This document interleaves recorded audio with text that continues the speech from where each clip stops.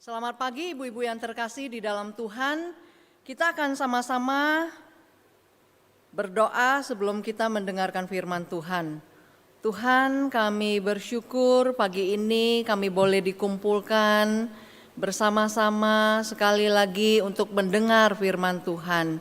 Tuhan, siapkan hati kami agar kami dapat mengerti firman Tuhan dan kami mau mendengar firman Tuhan dan melakukannya dalam kehidupan kami.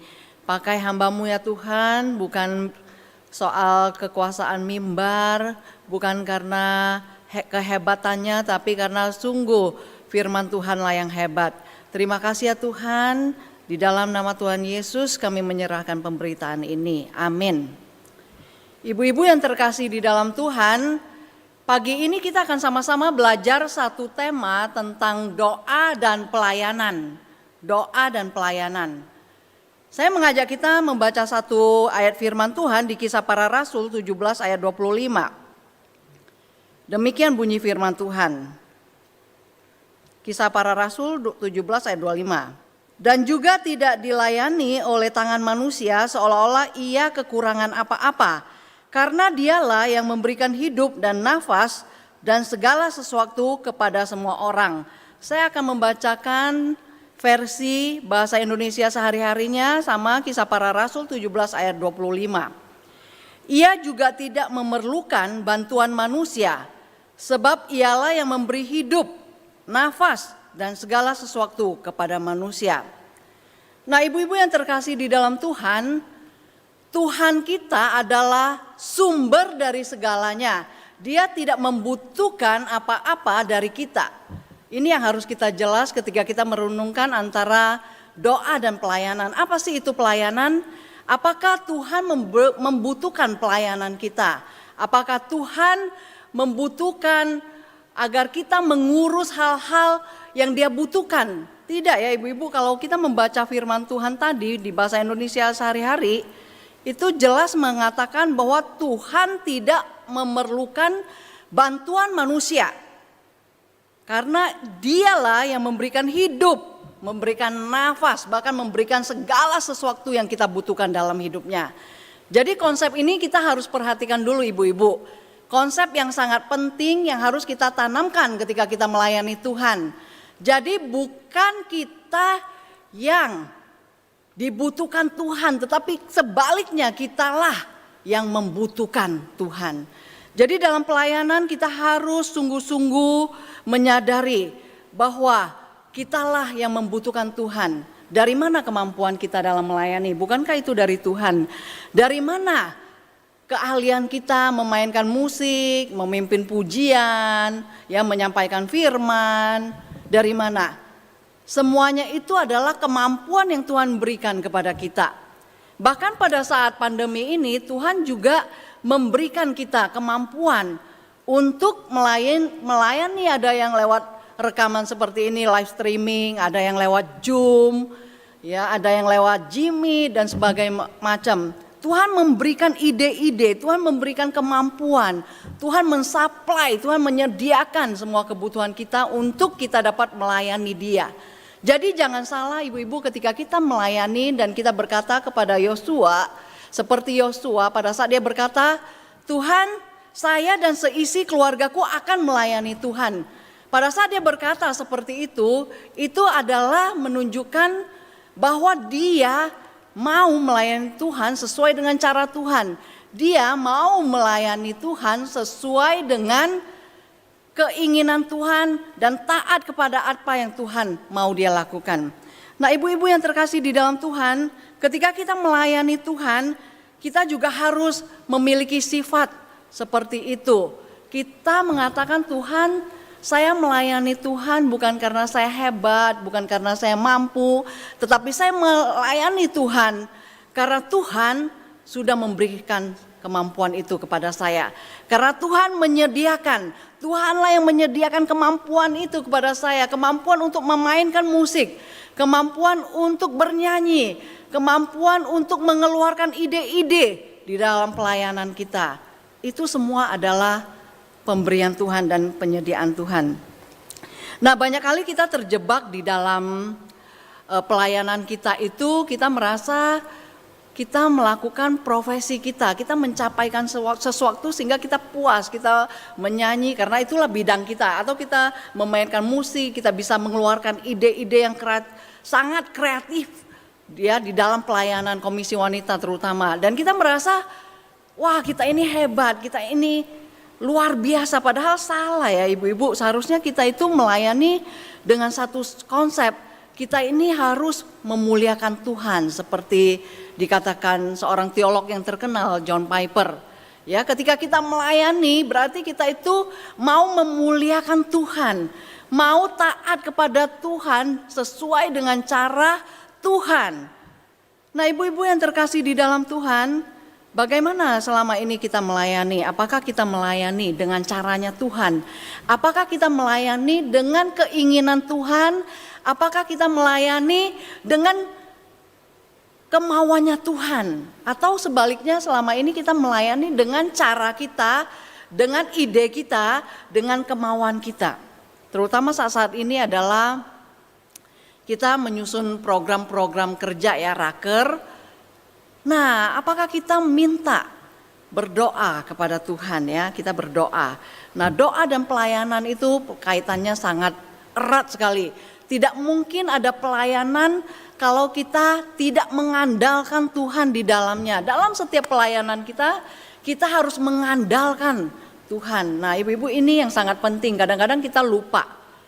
Ya, kita melakukan pelayanan demi pelayanan, kita sibuk sana, sibuk sini, kita lupa bertanya kepada Tuhan lewat doa kita. Seolah-olah kita hanya mengisi doa itu hanya sebatas Tuhan pimpinlah pelayanan kami agar dapat berjalan dengan baik, agar dapat berjalan dengan lancar. Sebatas itu, seolah-olah hanya menginformasikan kepada Tuhan atau meminta pimpinan Tuhan agar semuanya berjalan dengan lancar dan semuanya itu udah kita atur. Tapi apakah dalam pelayanan itu kita mengandalkan Tuhan, Sang Pemberi hidup itu, Sang Pemberi pelayanan itu, kita mengandalkan Tuhan dalam pelayanan kita. Kita bertanya kepada Tuhan, Tuhan, masa-masa pandemi ini apa yang bisa kami lakukan Tuhan? Pernahkah ibu-ibu bertanya seperti itu dalam pelayanan kita? Tuhan, sudah betulkah pelayanan yang saya jalankan sekarang ini? Tuhan, betul nggak ya Tuhan pelayanan yang sekarang saya sudah lakukan, sudah kami lakukan? Apakah pelayanan ini yang Tuhan mau? Apakah cara pelayanan ini yang Tuhan senang dengan pelayanan kami lewat live streaming, lewat Zoom, lewat ide-ide apa yang dimunculkan di komisi wanita kami di Puri ini, apakah Tuhan senang dengan pelayanan kami ini Tuhan? Nah, ibu-ibu, apakah kita pernah bertanya demikian kepada Tuhan? Saya ingat kepada kisah Daud. Tentunya kita pasti tahu siapa Daud. Daud adalah seorang pemazmur yang sangat-sangat disenangi oleh semua orang, termasuk kita pasti ya. Kalau kita membaca kitab Mazmur itu kita terhibur, kita dikuatkan imannya. Nah, Daud adalah seorang yang dikatakan berkenan kepada Tuhan, seseorang yang dekat relasinya dengan Tuhan.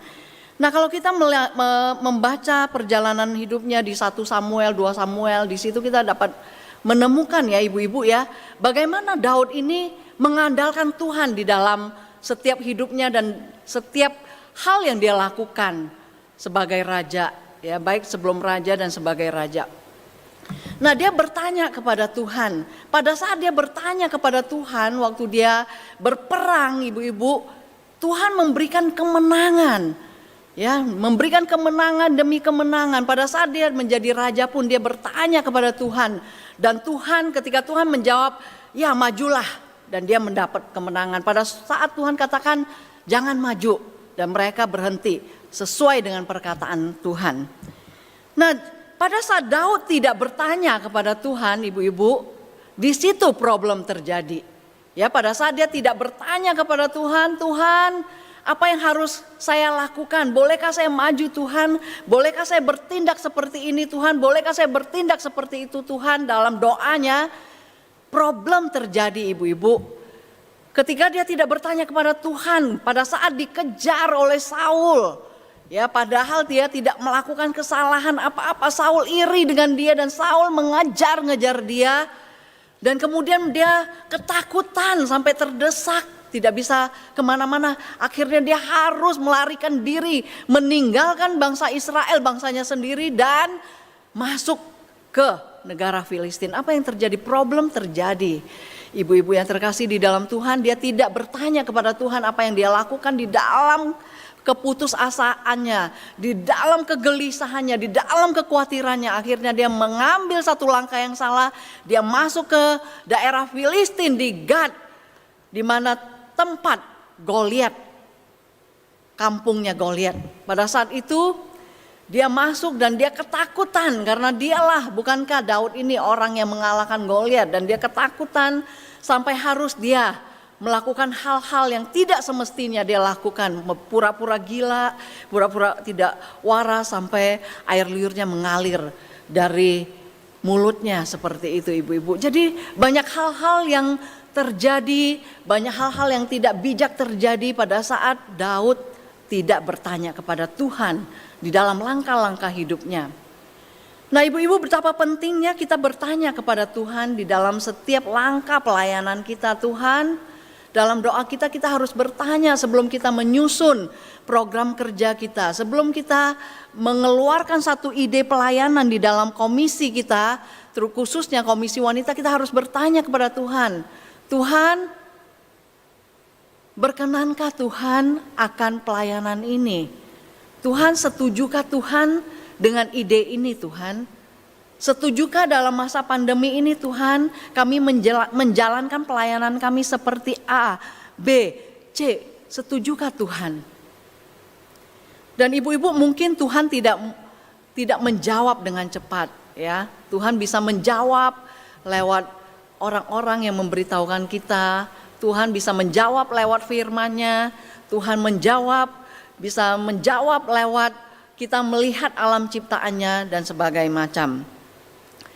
Nah pada satu kali saya juga bergumul tentang pelayanan di Komisi Wanita di Kelapa Gading. Saya bertanya, Tuhan, setelah masa-masa pandemi itu kami pelayanan itu khususnya di Komisi Wanita itu, persekutuan kami itu lewat Zoom. Jadi pada saat itu seolah-olah terjadi satu kejenuhan seperti itu ya, berulang-ulang lewat persekutuan Zoom. Di situ kami adakan setiap Jumat jam 4 sore sampai jam 6. Lalu di situ juga kami ada tutorial memasak seperti itu tiap Jumat ya, seperti itu. Kemudian ada timbul juga kejenuhan baik saya sebagai pembina maupun para pengurus. Akhirnya saya mulai bertanya kepada Tuhan, Tuhan, pelayanan apa lagi yang harus kami lakukan di komisi kami? Dan saya berdoa terus dan bertanya kepada Tuhan persoalan ini. Tuhan, apalagi ya yang kira-kira kami bisa jalankan Tuhan? Kira-kira Tuhan rindu kami menjalankan apa ini Tuhan? Sehingga iman daripada ibu-ibu ini di masa pandemi ini boleh bertumbuh, iman ibu-ibu ini boleh mengalami satu perubahan, semakin melekat, semakin dikuatkan Tuhan. Dan karena saya sering sekali mendengar kesaksian-kesaksian yang ada di YouTube, kemudian setelah 3 hari saya berdoa seperti itu, mencari sungguh-sungguh, dan Tuhan melalui firman-Nya, Tuhan juga memberitahu kepada saya lewat orang-orang yang bersaksi di YouTube. Tuhan memberitahu kepada saya, kenapa kamu tidak mengajak salah seorang dari anggota Komisi Wanita itu bersaksi untuk kemuliaanku, seperti itu. Akhirnya saya langsung bertanya lagi dalam doa saya, Tuhan, kira-kira siapa ya yang bisa saya ajak untuk memberikan kesaksian? Tiba-tiba satu nama itu muncul di pikiran saya, ibu ini, seperti itu ya. Lalu saya berpikir ibu ini jarang sekali ikut di Komisi Wanita, tapi dia aktif di kebaktian. Apakah dia mau Tuhan seperti itu ya? Saya bertanya. Nah, doa itu kan kalau kita tahu doa itu menurut Billy Graham, Doa itu kan komunikasi dua arah ya ibu-ibu. Jadi kita nggak bisa hanya terus memanjatkan pergumulan kita, Tuhan aku sedang ini nih Tuhan ya. Kita lemparkan ke Tuhan semua permintaan kita, Tuhan hari ini saya hadapin ini nih Tuhan. Tolong nih Tuhan, tolong saya Tuhan. Hari ini saya banyak kekhawatiran, tolong anak saya Tuhan. Tolong keluarga saya Tuhan, tolong kami sekarang Tuhan, kami bingung Tuhan. Nah satu arah seperti itu, doa itu bukan satu arah seperti itu ibu-ibu. Jadi doa itu adalah dua arah di mana kita melemparkan atau memberikan permohonan kita kepada Tuhan dan kita menunggu respon daripada Tuhan. Jadi dua arah ya, dua arah di mana kita berkata kepada Tuhan dan Tuhan menjawab kita lewat firman-Nya, lewat orang lain, mungkin lewat YouTube yang kita nonton, lewat kesaksian atau lewat khotbah yang kita dengarkan. Banyak hal yang Tuhan bisa respon lewat situ dan saya direspon lewat pikiran. Begitu saya ingat kepada satu ibu itu, Ibu A, coba kamu ajak. Ya, saya langsung katakan, Tuhan apakah dia mau negosiasi lagi seperti itu ya, mau nggak ya Tuhan kira-kira. Dan saya berpikir kok belum coba sudah, kalau belum coba mana tahu dia mau setuju atau tidak. Kemudian saya menelepon, Bu, mau nggak Ibu kesaksian di Zoom KW tanggal sekian-sekian dengan tema belajar rendah hati. Loh, dia tanya, dari mana kamu tahu saya rendah hati? Iya benar sih, saya nggak begitu kenal ibu itu ya. Cuman pernah satu kali saya melihat ibu itu begitu rendah hati ya di tengah orang yang ramai, di tengah orang yang banyak, baik orang percaya, orang yang tidak percaya yang ada di situ. Dia bisa menunjukkan imannya, dia tidak takut menunjukkan imannya kepada orang lain. Kemudian dia juga tidak takut menunjukkan imannya kepada orang lain, padahal anaknya di situ. Dan ibu ini orang yang cukup terhormat, orang yang cukup kaya seperti itu. Anak itu langsung berbisik dan saya mendengar gitu ya, Mama jangan deh, ini kan orang rame, bukan orang gereja doang, ini semua orang hadir ya, orang yang berjabatan, orang-orang kaya juga seperti itu. Janganlah nanti doa orang-orang di gereja aja. Mamanya hanya bilang, udah tenang aja kamu. Akhirnya mamanya terus membiarkan hamba Tuhan berdoa seperti itu ya di tengah banyak orang. Nah hanya itu aja kesan saya kepada ibu ini. Tapi begitu saya mengundang ibu ini, akhirnya saya bilang, ya rendah hati memang tidak gampang Bu, belajar seumur hidup. Tapi kita belajar ya, dan saya sudah berdoa kepada Tuhan dan bertanya, saya katakan, dan Tuhan memunculkan di dalam pikiran saya itu ibu. Ya coba deh ya. Lalu dia katakan, baik saya akan coba ya. Dia dengan kerendahan hati lagi, sekali lagi dia mau menerima. Dan dia mempersiapkan itu begitu baik ya ibu-ibu. Kemudian pada saat hari H itu dia memberikan kesaksian lewat Zoom.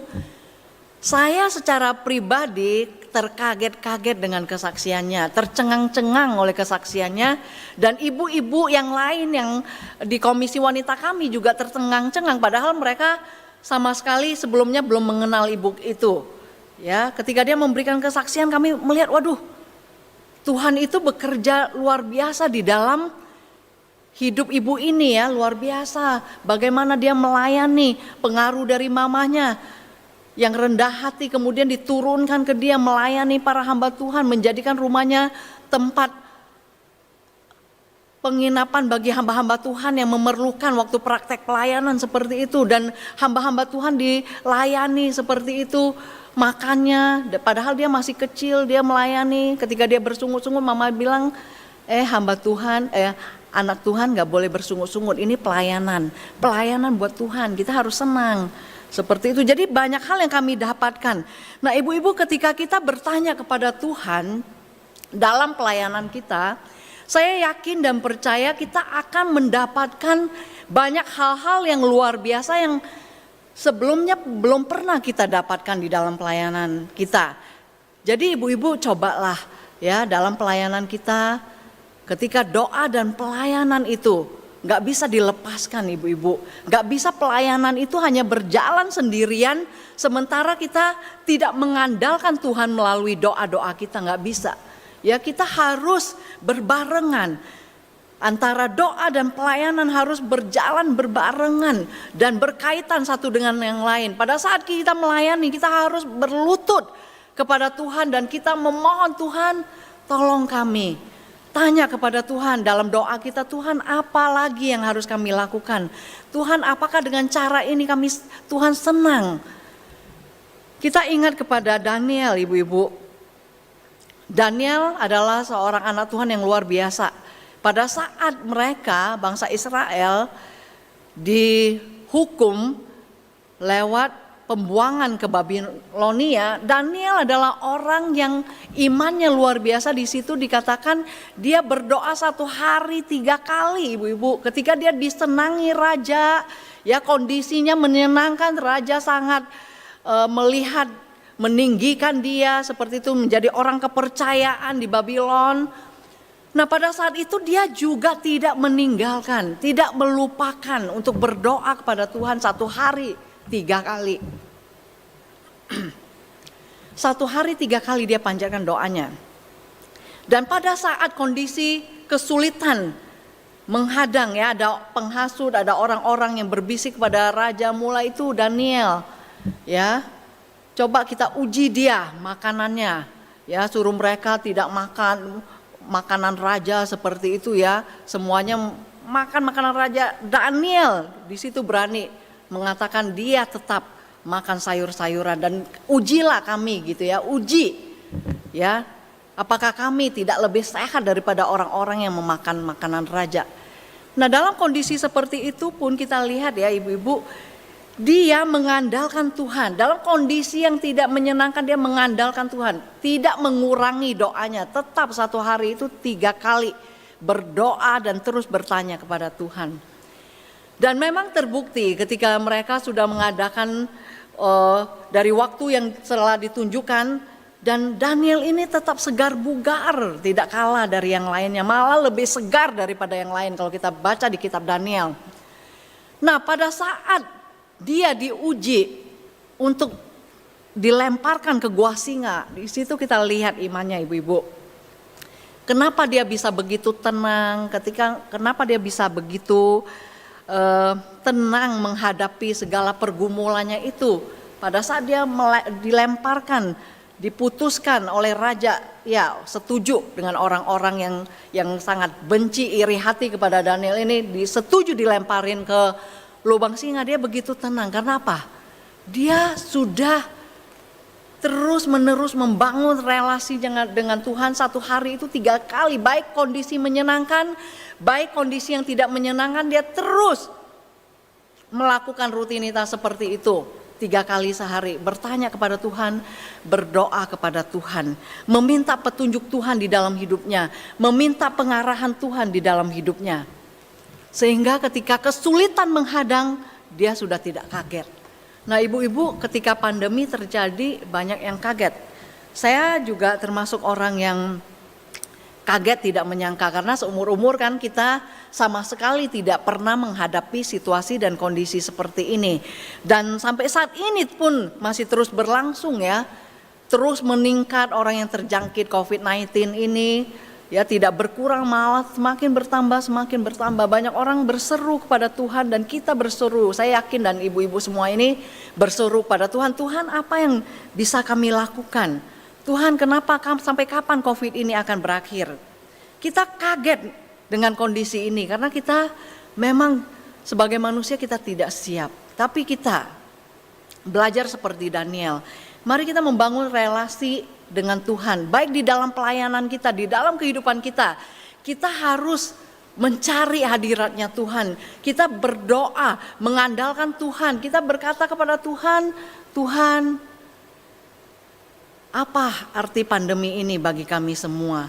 Apa yang Tuhan mau kerjakan lewat pandemi ini di dalam kehidupan kami? Apa yang Tuhan mau sampaikan lewat pandemi ini kepada kami, dalam hidup kami, dalam pelayanan kami? Kira-kira apa yang Tuhan mau sampaikan?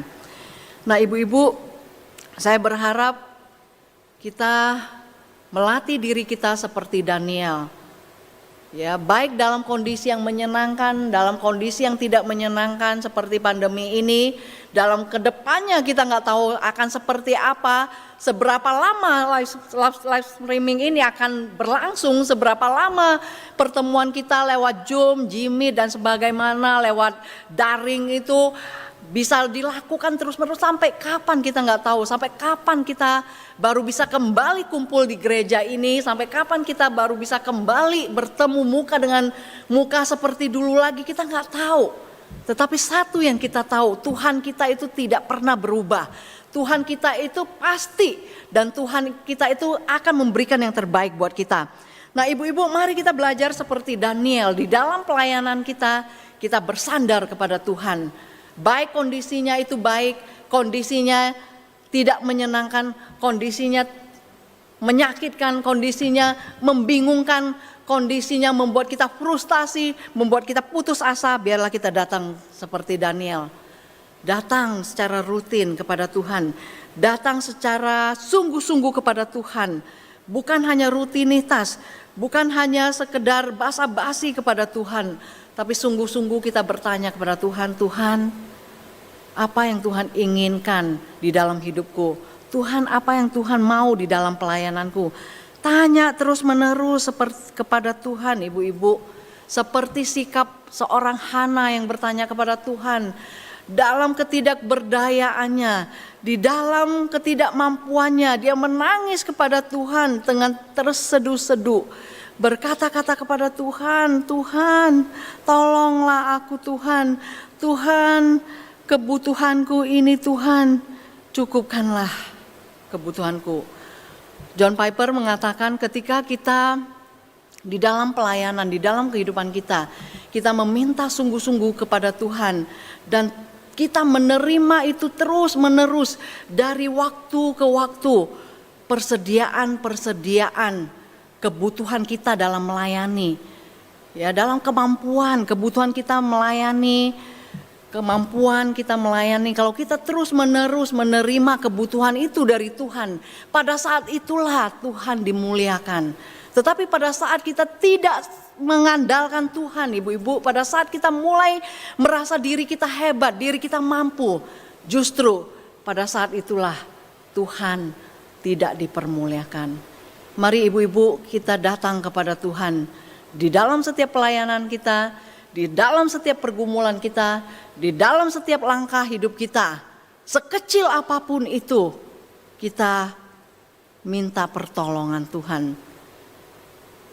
Saya pernah sebagai penutup dalam satu ilustrasi, saya sangat pernah sekali diganggu sekali dengan tikus-tikus ya, yang tiap kali itu membuang kotoran di depan rumah seperti itu ya.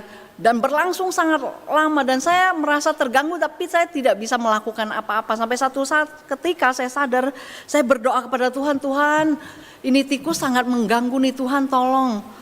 Tuhan kalau singkirkanlah tikus-tikus itu agar dia tidak membuang kotoran lagi di depan rumah. Tuhan tolong usir tikus-tikus ini, kan Tuhan yang menciptakan tikus-tikus itu, Tuhan usir tikus-tikus itu. Saya hanya berdoa seperti itu. Dan luar biasanya ibu-ibu, ketika besok pagi saya lihat, saya seolah-olah tidak percaya, tidak ditemukan kotoran itu di depan rumah. Sejak saat itu sampai hari ini saya katakan kepada ibu-ibu semua, tidak ada lagi kotoran-kotoran tikus yang ada di rumah saya. Dan saya bersyukur kepada Tuhan untuk itu. Dan saya belajar mengandalkan Tuhan dalam hal sekecil apapun. Saya meminta tolong Tuhan dalam hal sekecil apapun. Saya meminta pengarahan Tuhan, meminta pertolongan Tuhan. Baik di dalam kehidupan saya sehari-hari maupun di dalam pelayanan yang Tuhan percayakan kepada kita. Saya rindu ibu-ibu yang ada di KW Puri ini juga sama-sama ketika kita melakukan pelayanan, ketika kita menjalankan kehidupan yang Tuhan percayakan, mari kita datang dengan kerendahan hati kepada Tuhan, kita meminta Tuhan yang mengarahkan, yang memberikan jalannya, yang memberikan petunjuk buat kita bagaimana kita harus menjalankan pelayanan kita, bagaimana kita harus menjalankan kehidupan kita. Amin, mari kita sama-sama berdoa. Bapa yang ada di surga, kami sungguh bersyukur kepada Tuhan. Kami diingatkan oleh firman Tuhan, Engkau Tuhan adalah sumber nafas kami. Engkau Tuhan adalah sumber dari segala kebutuhan kami. Engkau tidak membutuhkan apa-apa di dalam kehidupan kami. Tetapi kamilah Tuhan sebaliknya yang membutuhkan Engkau sebagai sang pemberi pelayanan di dalam kehidupan kami. Oleh sebab itu Tuhan ajar kami untuk mengandalkan Tuhan di dalam pelayanan kami. Ajar kami mengandalkan Tuhan dalam kehidupan kami lewat doa-doa kami ya Tuhan. Ingatkan kami ya Tuhan, tidak sedetik pun kami bisa menjalani hidup ini, menjalankan pelayanan yang Tuhan percayakan tanpa mengandalkan Tuhan Yesus Kristus. Tuhan tolonglah kami. Biarlah kami terus belajar rendah hati untuk percaya kepada Engkau, untuk berdoa, bertanya kepada Tuhan dalam setiap langkah hidup kami. Terima kasih ya Tuhan, dengarlah doa kami. Di dalam nama Tuhan Yesus kami bersyukur dan berdoa. Amin.